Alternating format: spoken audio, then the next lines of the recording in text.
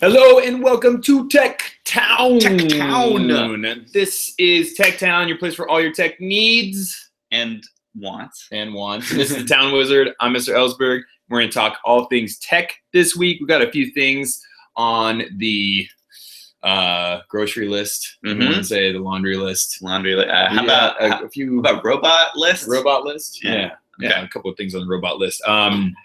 So summer is about to start. Yeah, basically it's already here. Yeah, it's here. I mean, I don't know if you can feel the heat through the internet. We should invent that, by the way.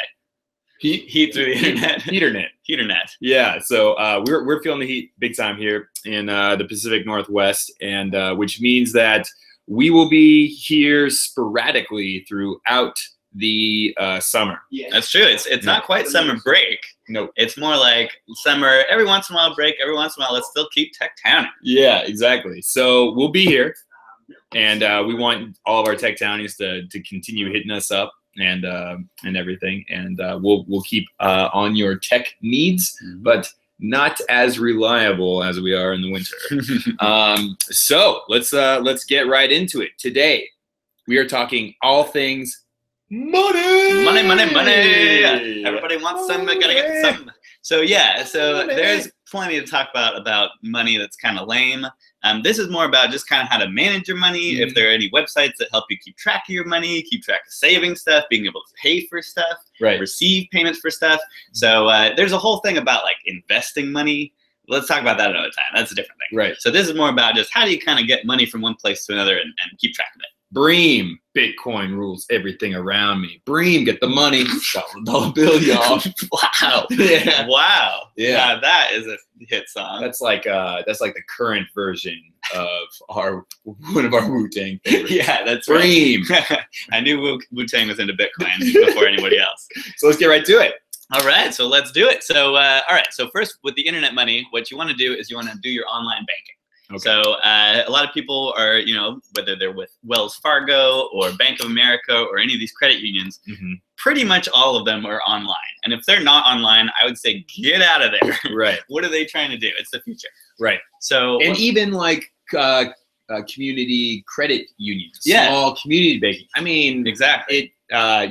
Internet is currently democratizing all of that. Yeah, and sometimes it used to be that you had to go to these big banks, and now you don't, because some of these online banks can even work without real branches. So we'll talk about that. There's at least a couple banks that don't even have physical locations you go to. It's only online. Sweet. So first, with this online banking, is this like safe? That's always the big thing. Right. Can I feel good about having my account online and logging in with my password and all this? Yeah, what happens if someone just hacks the hack and then all of a sudden my bank, all the money's gone? Right. It's not like my mattress. Right. Except in a way it kind of almost is. And what I would say is online mattress. Online mattress. That's the new bank. Yep. What I would say is the online banking is basically in a way just as secure or not as secure as putting your money under your mattress. Okay. There are ways it can get stolen. So like what you're talking about and the hack and the whatever, it theoretically could happen. Okay. Or the whole banking system could fail and everything goes down. It's similar to your mattress. Someone could break in your house and steal your money. So it's not perfectly safe by any means. But if you do a couple of the right things, it's going to be very safe. It's going to be, I put my trust into it, and I feel like everybody else should, as long as you do a couple things. Okay. Number one, have a good password. I mean, I can't say this enough. Talked about have a good so password. Many times. A phrase, pick a phrase. A phrase, passphrase, exactly. Have it be long, maybe some song lyric, but just have a long passphrase. There you go. Pick your favorite song. Yeah. The whole lyrics of the song. The whole lyrics of the song. That'd be awesome. Yeah. Free break. Yeah. So that's step one, is just have a good password. Yeah. Step number two is you can actually check your bank's security by using this other website. So there's a website that will check basically the security of a website. Yeah, we've talked about that one. Right. So yeah, check out that. We've done that in a previous Tech Town. Take the URL for your bank. So if you're Bank of America, it'd be like www.bankofamerica.com. Right. And you plug that into this other site, and it'll basically run this checklist of how secure that site is. Right. So that's a good one to do. Just kind of see where does it stand. I remember looking at Wells Fargo. It got like an A+, which was the best. Bank of America got like an A-. If he gets an A-, it's not even the worst. Right. So it's that there's these certain little things that maybe in some situations, maybe something. But really, anything basically A or better is good. Right. Conversely, fire is bad for your mattress bank. Firewall is good for your online banking. So true. fire is both the thing that will take all your money or save you all your money. It's just like life. It gives life and takes life away. Kind of like Good a old funk. fire. And like funk. So so where's the online funk bank? Yeah, in a funk. Get the funk to solve the funk. Wow, we just nailed it. Whatever it was. Boom. All right, so make sure you got a good password. Make sure your bank site is doing some good security. So an example of one of these banks that's only online is called Simple.com. Local company. And a local company too. So I haven't used this yet. Okay. Have you used this? I've seen it. I haven't personally used it. I've got a couple roommates that use it. Okay. So have you heard anything about it? I've heard good things. Okay. I've heard good things. That's kind of what I've heard. So I bring it up just because I'm kind of curious. I haven't actually tried it. So let's have all of you guys go out and try it. I think it's supposed to be like, secure and good.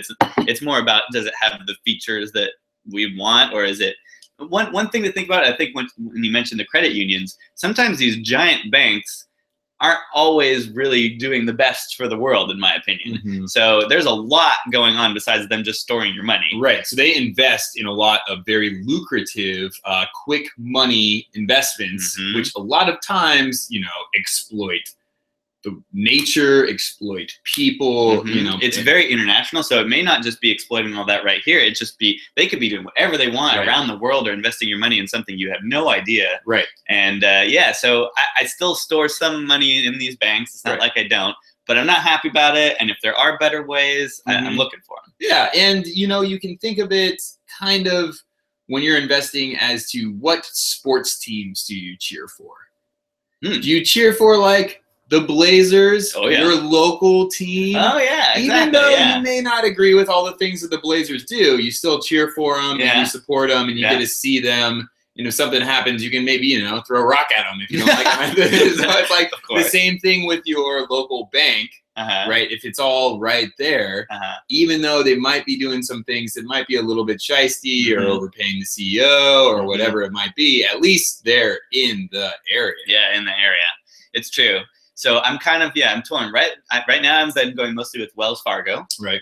Both for a personal thing and a business account. Right. And I gotta say I've been pretty happy with them. So even though they're probably doing crazy, huge, big company, big banking things, I have had a good experience with them. So I would probably recommend Wells Fargo as one of these big banks, just because it seems like of all the things that I can control, they've been doing pretty good. Right. You mentioned Bank of America, and I used to be using that service, but I removed it after I heard that they were supporting mountaintop removal in West Virginia. Oh, really? And so mountaintop removal, yeah, it's a way of resource extraction when they want to take precious minerals out of mountains. What they'll do is some of the smaller mountains, they'll actually take the tops off of them, just totally remove them with their giant super machines, which I kind of like super machines. Oh, yeah. But when it comes to keep super machines spitting fire, making unts, doing the cool stuff, right? Maybe just wheeling around and giving people rides. But, removing mountains, scale mountains, don't shave mountains, Wow. So, okay. So I removed them after that, and after the banking fiasco in 2008 and 2009. Yeah. Which is good. Yeah. And I think that's something I'm looking to do. So I'm not, again, with Wells Fargo, I haven't heard as many specific stories like that, but they're out there. But now I'm On Point. So that was a banking here in the Northwest, which was started by teachers. And now, they kind of, have some CEOs are making buco bucks, which is not great. But at the same time, comparatively, that's the thing is, what bank out there is going to be great and amazing? I'm not sure there is one. Right. So, or chasing profits. Yeah, exactly. You kind of got to deal with the best that you get. Right. All right. So that's about the banking part.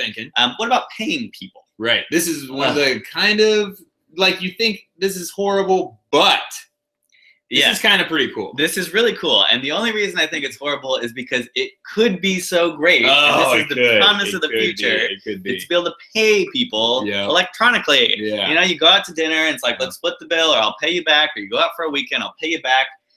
That's one of the things that I hate is going to a restaurant with like 20 people and then being at the end like, oh no, are we going to ask the server to split this for us? Gosh, I feel so bad for them.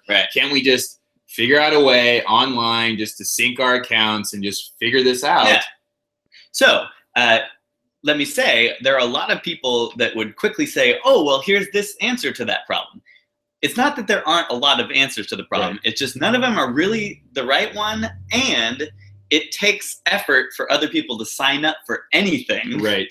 And so to sign up for something, you have to kind of like convince people. So what are those? What are those options that we have that are just aren't quite exactly there? All right. So first I'll say PayPal. Okay. PayPal has been kind of the biggest name in this sort of space. Kind of like the OG. The OG, exactly. Yeah. They were the one that sort of allowed this to even exist. Right. Because previously you would wire money to people and you would, go through Western Union and pay a bunch of money. And this guy, Elon Musk, came along. He had a good idea of revolutionizing the online kind of credit card banking payment stuff. So PayPal can do this, but I highly warn everybody out there, because number one is that they have weird little policies that they can sort of lock you out of your account. So it's not even if you do something illegal or bad, it's just you change some setting or you had too much money flowing through in a month or whatever it is. They just can say like, nope. Right. And your money can be stuck or not transferable or all these things. Right. And it's not exactly user friendly either, because if you just want to send money to a friend, which they have as a free service, which is great.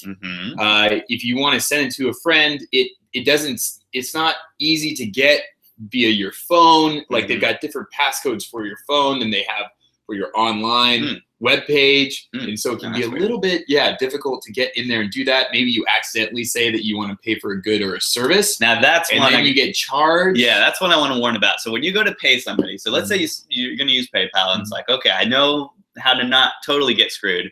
Well, you got to remember that one too. Because when it says how do you want to pay or who do you want to pay, you can either say friends or family or goods or services. Now, sometimes you're paying a friend back because of some good or service. So you think, oh, well, maybe this is a good or service. So you click that. Don't click that. That charges you fees. Right. So it's even more obvious now than it used to be, or it's a little obvious now. It used to not even be obvious, and it would just like charge you and you wouldn't know why. Sometimes when you try to send money, it like does it in the form of this like e-check. That takes 3 to 5 days to process, and then it's like, well, what just happened? I just want to send money. Right. Bottom line is PayPal was there, and they can do it, but they're not the best. They're not the best. On the other hand, when it comes to like acquiring goods via online, like say Amazon, that's where PayPal really got its footing with the Amazon account. I mean, it works great in that field. Yeah. So when it works with companies, it's great. Right. But yeah, when it works with your friends.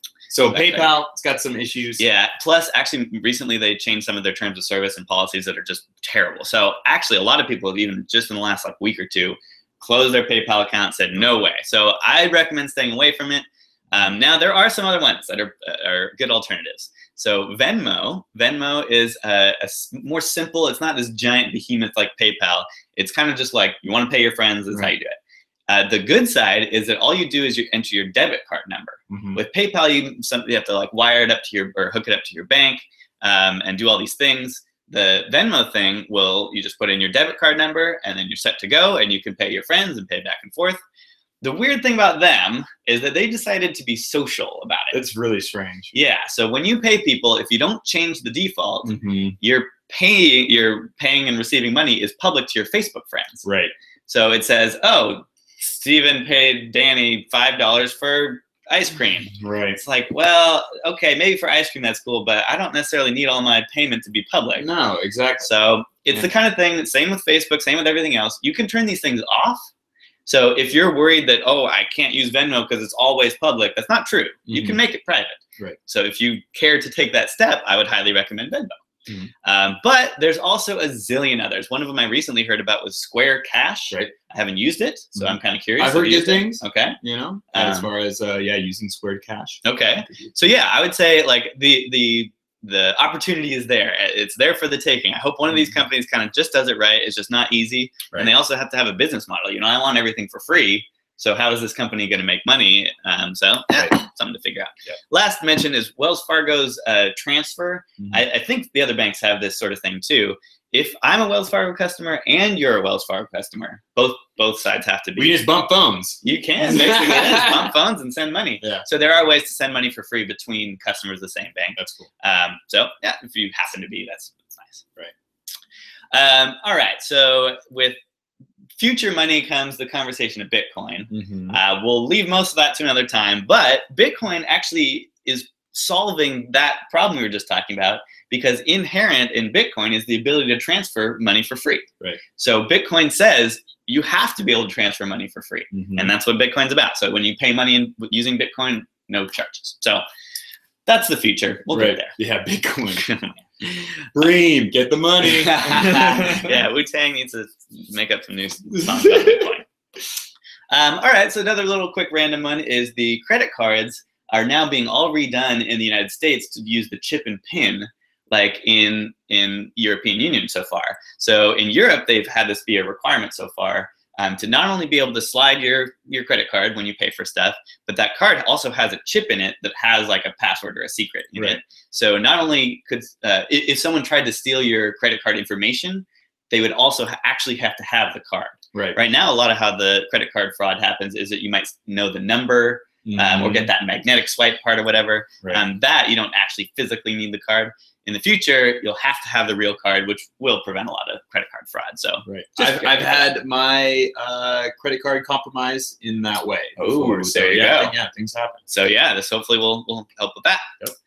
All right, so a couple ways to keep track of your money. So let's say you've got your bank account. You can probably look onto your bank account, but there's even other ways that keeps track of all of your money. So Mint.com is a service I've been using for a while, and you input all of your usernames and passwords to all of your bank accounts and credit cards accounts. So in a way, it's a little scary because they do have all of this information, but so far their security checks out pretty good.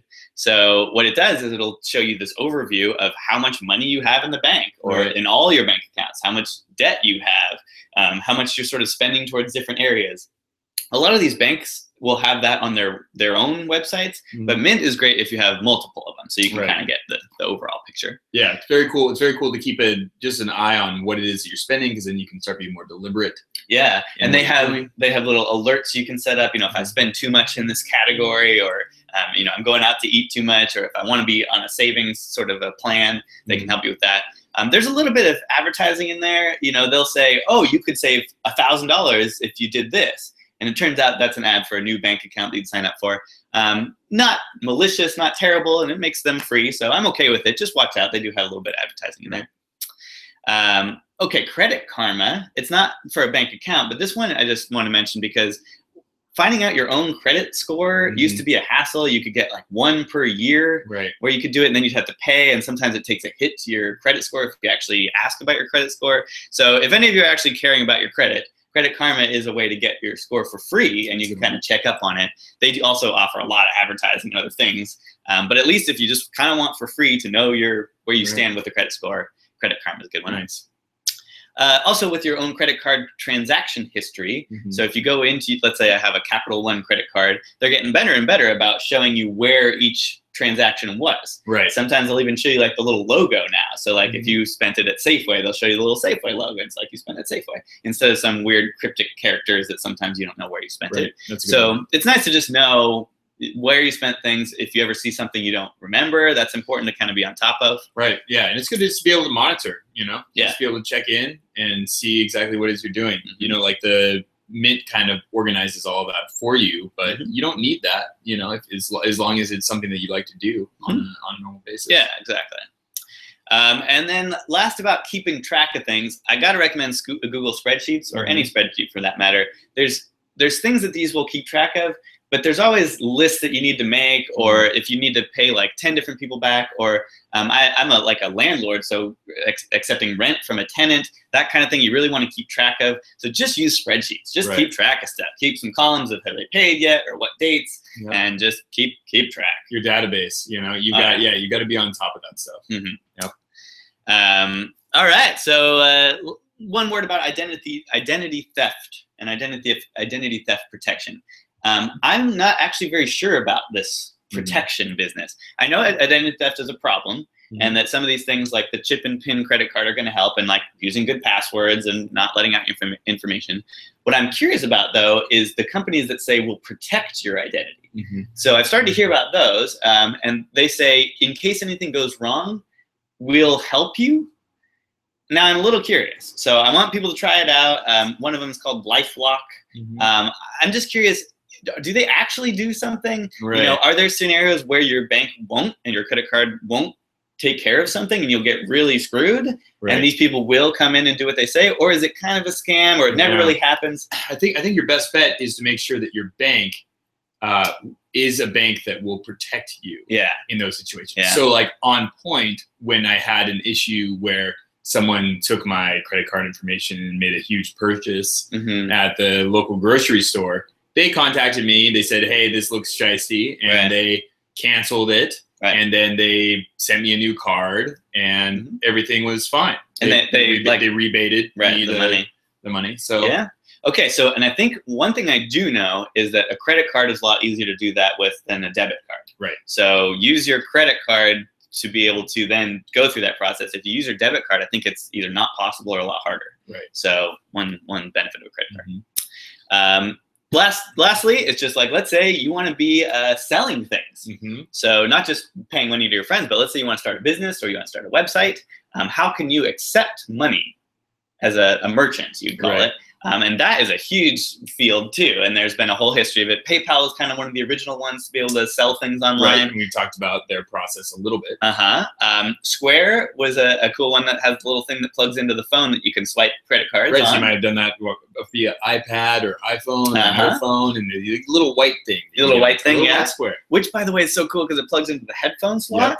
And the headphone slot is actually transferring data over what would be like audio waves. Wow. Anyway, we'll talk about that. That's so cool. It's pretty cool.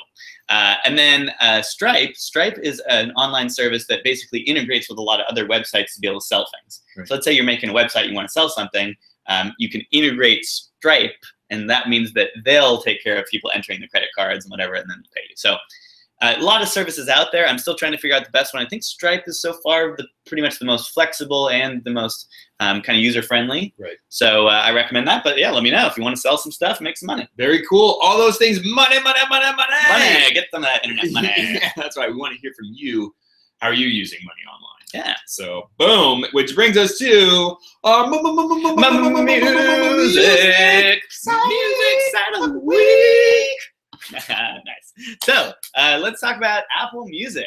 So Apple Music was just announced by Apple, and they've had iTunes for a long time. They've been selling music. Apple Music is now a music streaming service where you can listen to all the music that you want for $10 a month. Wow. So we've talked a little bit about Apple having issues with Spotify and not letting them use their music library, which exclusively has the Beatles master tapes. So it's true. This is a thing that's popped up. This is why they're doing that. Yeah. So what I think is funny about this is, in a way, Apple's saying we're revolutionizing music. You can listen to music on demand whenever you want for only $10 a month. Once the price of just an album, you can listen to all the music you want. Who came up with that idea? Apple. Wow, Apple, you're such a good thinker. I want to take the time travel machine back about 7 years. Now, there's this company called Zune, or Microsoft, really. And Zune said, hey, for $10 a month, you can listen to all the music you want, and this is going to revolutionize everything. And people are like, no, I'm not paying $10 a month for music that I don't get to own. Right. And now Apple's saying the exact same thing, and now people are like, oh, yeah, it's great. So you people, get it together. I don't even blame Apple. Apple did what they always do. They say, you don't want this. And people are like, I think I do. And they're like, no, you don't. And you're like, oh, okay, no, I don't. And then 5 years later, it's like, you do want this. Right. Oh, yeah, I do. Good job. No. Apple, you do what you silly do. But people, just remember, streaming music was a good idea a long time ago. Yeah, it was. Okay. Anyway, Apple Music, it's got some exclusive. It's got some stupid things. Whatever. I'd say don't use it. Okay, music side of the week. Moving on. to Mr. Ellsberg's site. The week. Right. Okay. What do you got? All right. So I got a good one for us today. So obviously we've talked about robots here. Oh yeah. And robots are Standard. a very big deal here at TechTown. We love our robots. And we maybe say robots, you know, are a little bit, you know, a little bit more ahead of where they actually are. Okay. And so what I found here is a nice little YouTube video of Gee, okay, well, there you go. I mean, this is basically a compilation of a bunch of quote unquote drunk robots. Oh, that's hilarious. Yeah, that are. Oh, so man, here, go up a let's little see. bit. Try clicking on the. Oh, they got nothing. They got nothing. Okay, let's see. Come on. I mean, So they're blocking it. This has got to be coming on, please. Oh man. Well, that's okay. So the idea is that it's fallen over drunk because they're not quite good. At yeah, they might have. Yeah, just darn it, man. Silly internet. Well, there you go. That's that. Well, here, let's watch the little animated GIF one more time.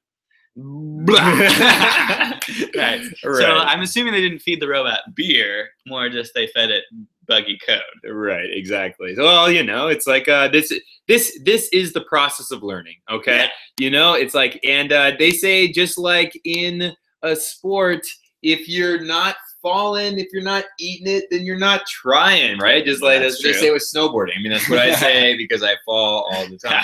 So there's that. Yeah. Well, if you're not trying to make robots, you're not trying. Anyway. All right. Excellent. Well, we'll try and find that video. I want to see something. Yeah. So, which brings us to security segment of the week. Nice. Okay, so I think I've even mentioned this before. It's called Squirrel. SQURL. Squirrel. That's a little acronym. Squirrel. And it's one of the ways that we're going to hopefully be able to replace passwords. So Squirrel is sort of an idea, and other people are going to make it work on the iPhone. They're going to make it work on Android, on the web. And the idea is that instead of a password, it's going to be that you'll have a password to kind of remember your identity. There's still going to be one password. But when you log into a site, you won't actually need to enter that site-specific password. All you do is you can use your phone to scan a QR code. Right. And then that will actually log you in. And not only that, I mean, that's kind of fancy or cool. And QR codes may not even be the best way. But the point is, what's happening is that you're using this whole new form of security that's all kind of in control by you. Right. So it's not that other people could steal your identity or steal your password. It's always with you on your phone using stuff that you know. And at any time, you could like wipe it all away or cancel it. So it's a little technical, a little crazy, but what I want to remember is that passwords are going away. We're getting these better things, and Squirrel is one to keep your eye on. SQURL. Right. Very cool. We use LastPass. Yeah, and which is also great. That's one way to kind of mitigate. But yeah, this is one step beyond that. Exactly. You know? It's not just about remembering your passwords so that other companies can still have passwords. It's saying, other companies, you're not good at passwords. Don't do passwords. Let this thing kind of take care of that, and then everybody's safer. Right. So boom, that's our Tech Town for this week. We talked all things money. We talked Apple Music, which came up with this great idea.